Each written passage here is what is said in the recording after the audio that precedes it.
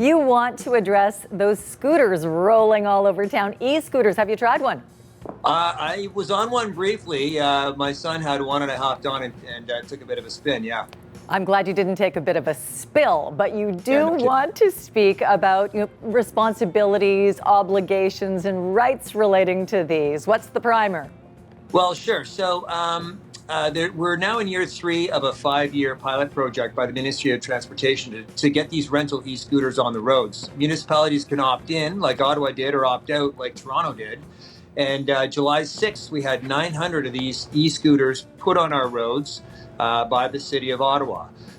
Between the Ministry of Transportation and the city, there are all sorts of rules. You have to be at least 16. If you're under 18, you have to wear a helmet. Everybody should wear a helmet.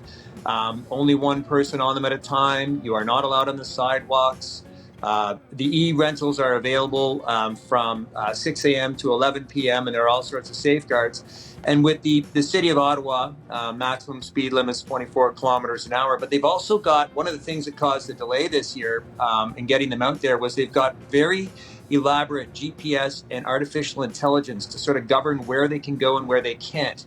Because some of the problems before were with where people were leaving them, they were in the way, they were just dropping them in the middle of the sidewalk and it created issues. Now there are very strict geographic areas they can go and where they must be left.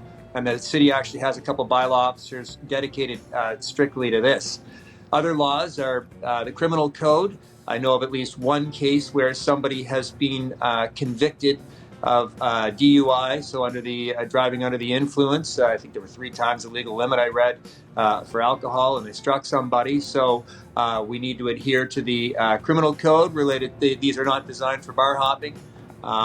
And for me, the big legislation that matters is the Highway Traffic Act. As a personal injury lawyer, I can tell you something that's important is they are not considered motor vehicles under the Highway Traffic Act. And that's important, number one, because if it's not a rental e-scooter and it's a private one and you're a pedestrian and you're struck by one of these devices, there may not be insurance because they are basically considered a bicycle.